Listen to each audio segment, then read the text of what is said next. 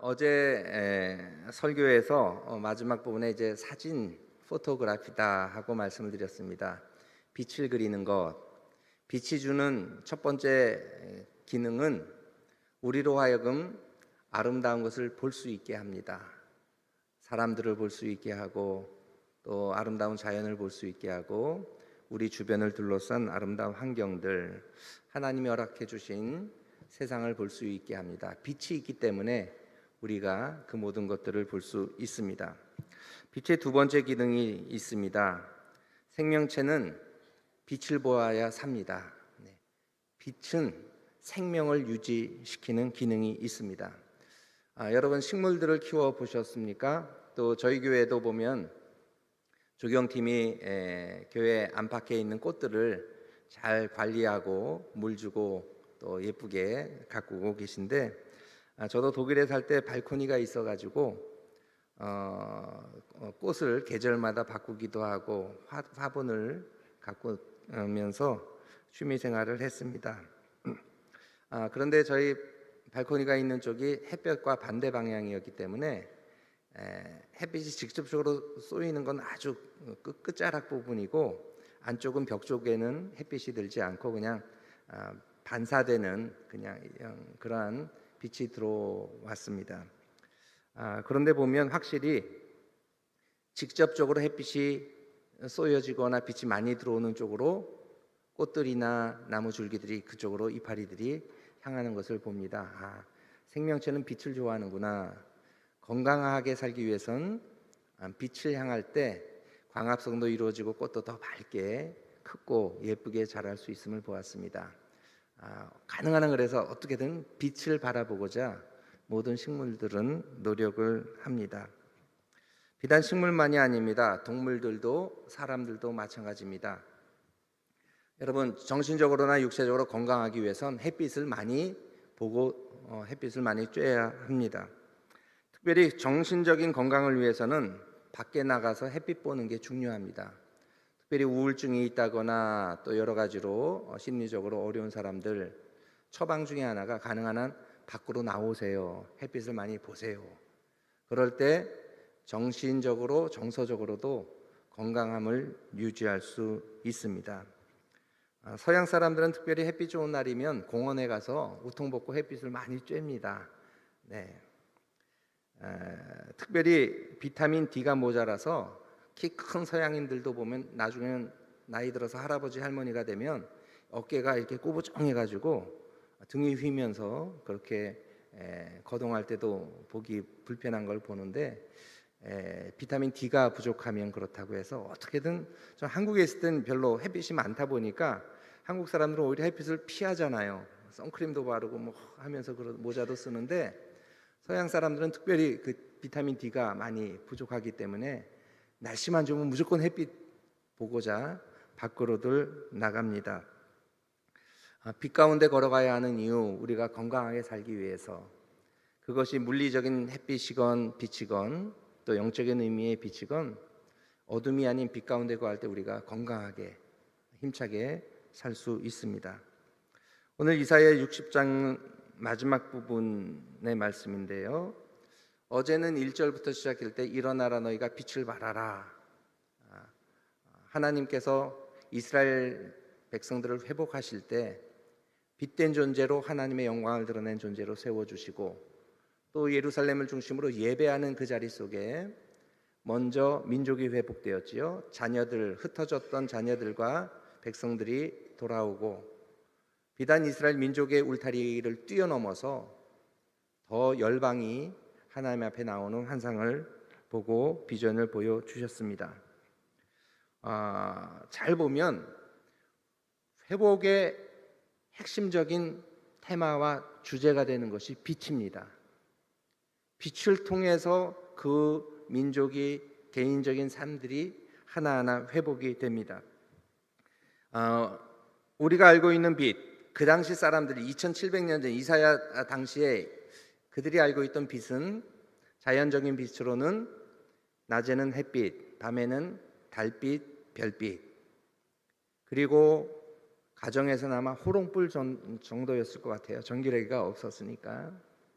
또 야외에는 장작더미에 불을 켜서 또 불을 밝히기도 하고, 한 왕궁 정도는 횃불 정도 이렇게 이렇게 걸어두고 밤에 그 왕궁을 비추지 않았을까 생각합니다. 미미합니다. 그래서 당시 사람들에게는 낮의 햇빛, 밤의 달빛 매우 중요한 삶의 중요한 수단이 되기도 했습니다.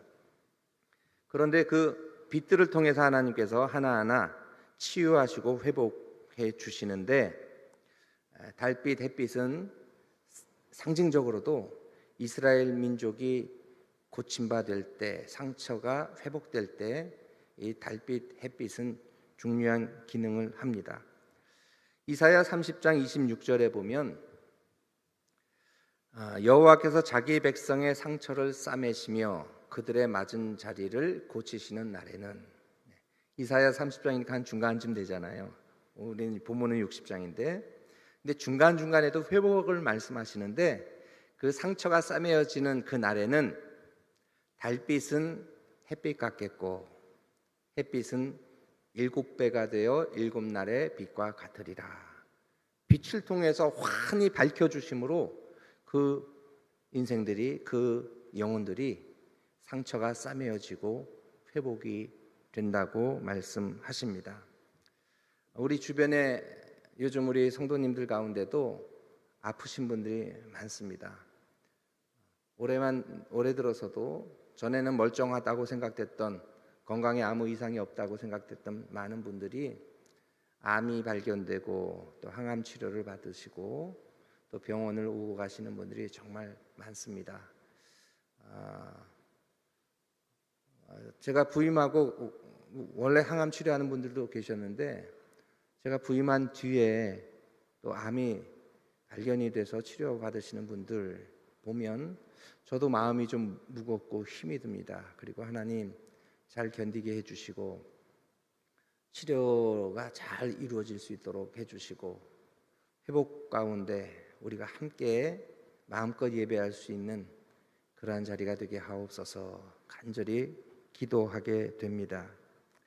하나님께서 여러분들의 상처를 싸매어 주시기를, 또 꼭 암은 아니더라도 마음의 상처라든지 또 삶에 무너진 부분들이 있다면 하나님께서 해가 7배로 강한 빛이 되어서 우리를 밝음 속에 회복하시고 치유해 주시기를 간절히 축원합니다. 저는 환자분들을 생각하면서 기도할 때 이사야 30장의 말씀도 있지만, 여러분들 늘 기도할 때 말라기 4장 2절 말씀을 가지고 인용하면서 우리가 기도를 합니다. 내 이름을 경외하는 너에게는 공의로운 해가 떠올라서 치료하는 광선을 바라리니. 역시 치유는 뭘로 이루어져요?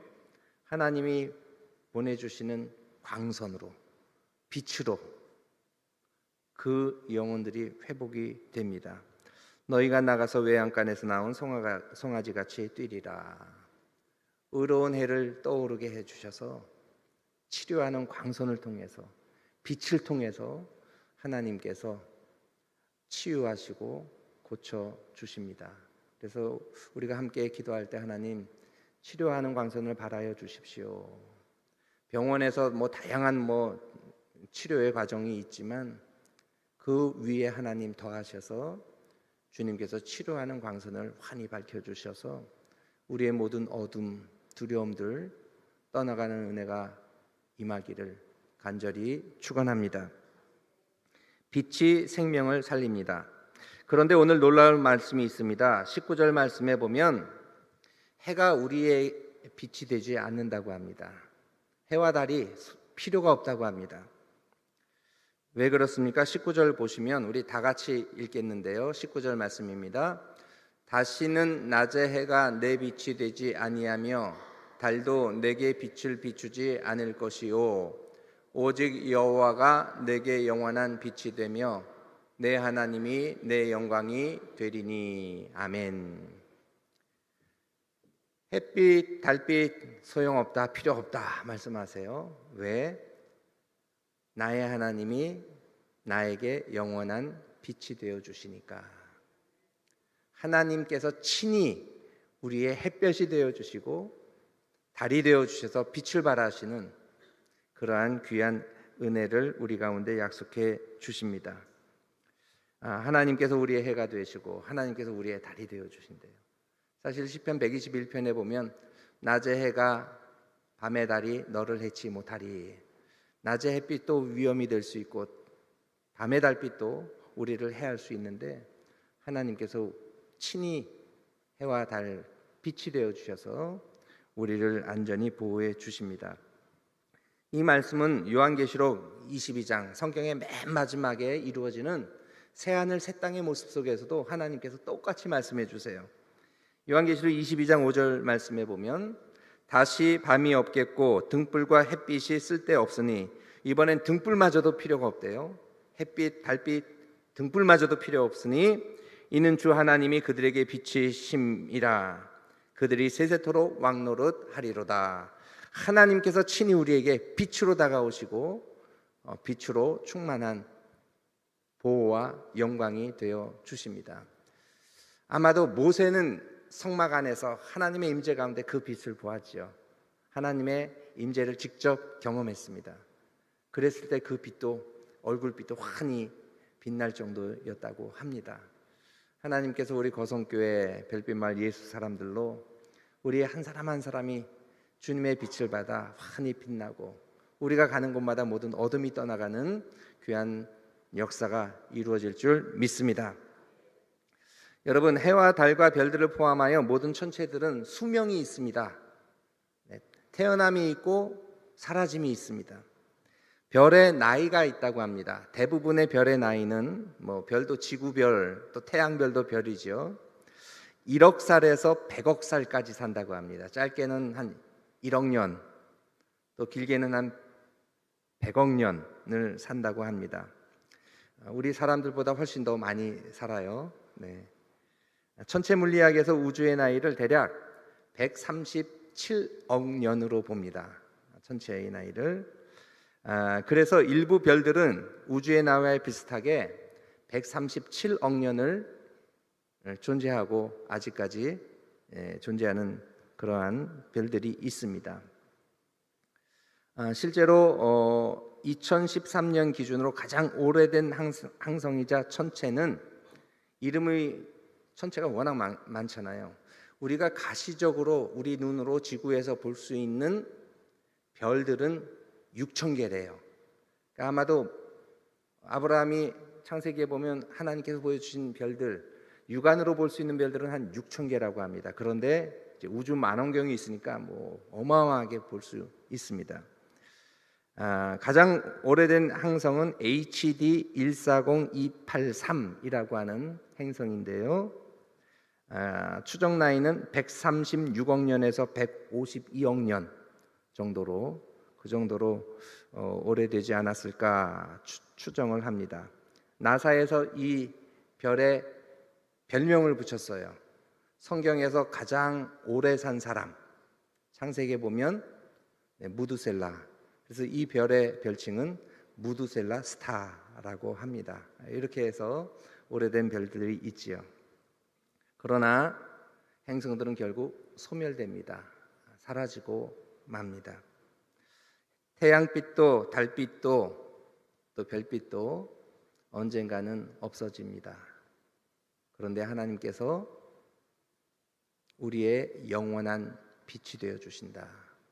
하나님만큼은 영존하시고 우리에게 영혼을 선물해 주시는 하나님이십니다. 우리가 가장 물리적으로 밝은 빛 하면 태양빛을 생각합니다. 그런데 태양은 가장 밝은 행성이 아닙니다.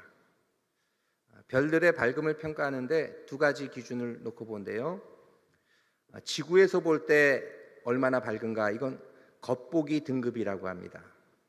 그리고 별들을 절대적으로 객관적으로 놓기 위해서는 지구에서 10파색 떨어진, 즉 32.6광년 떨어진 곳에 일렬로 딱 놓았을 때의 밝기가 절대 등급이 돼서 별의 밝기를 평가합니다. 그런데 태양이 가장 밝은 것이 아니고 시리우스라고 하는 별이 가장 밝다고 합니다. 그리고 시리우스 다음으로는 카노푸스라고 하는 별이 밝은데요. 시리우스는 태양보다 23배 밝다고 합니다. 그런데 시리우스는 육안으로 볼 때지만 절대 등급으로 보면 더 밝은 빛이 카노푸스인데 바로 사진에서 보는 저 별입니다. 그리고 별들 속에 빛나는 과정이 멀리 떨어지면 저 정도로 다른 별들과 차원이 다르게 좀 밝은 빛을 낸다고 합니다. 그런데 카노푸스라고 하는 별은 절대 등급으로 따지면 태양보다는 14,000배나 밝다고 합니다. 그러니까 우리가 보는 태양빛이 절대적인 게 아니에요. 더 밝은 빛, 14,000배나 되는 빛이 있습니다. 그리고 또 항상 중에 가장 더 밝은 빛이, 저도 공부 좀 했어요. 어제 설교 준비하면서 R136A1이라고 하는 항성이 있는데, 이 별은 절대 등급으로 따지면 태양보다 616만 배나 더 밝은 빛이래요. 600만 배나 더 밝은 빛이 또 존재합니다. 하나님께서 만드신 피조 세계 속에서 태양보다도 616만 배나 밝은 빛이 있다면 하나님의 빛은 얼마나 밝을까? 우리가 물리적인 세계 속에 살고 있지만 하나님의 빛만이 아니라 하나님의 능력은 또 얼마나 무한하며, 우리를 그 절대 전능 지존하신 하나님께서 우리의 한 영혼 한 영혼을 살피시는데 얼마나 섬세하게, 얼마나 무한한 능력으로 우리를 사랑하고 돌보실까 생각하게 됩니다. 오늘 설교 본문을 다시 봅니다. 20절 말씀에 보면 그 강한 하나님의 밝은 빛이 우리의 영원한 빛이 되어 주신데, 20절 말씀을 같이 읽겠습니다. 다시는 내 해가 지지 아니하며 내 달이 물러가지 아니할 것은 여호와가 내 영원한 빛이 되고 내 슬픔의 날이 끝날 것임이라. 아멘. 여기 보면 여호와가 내 영원한 빛이 되고, 이따가 사라지는 빛이 아니라 영원한 나의 빛이 되어 주신대요. 그 영원한 빛이 우리의 인생을 비출 때 내 슬픔의 날이 끝날 것이라, 우리의 슬픔, 괴로움이 그칠 것이라 약속해 주십니다.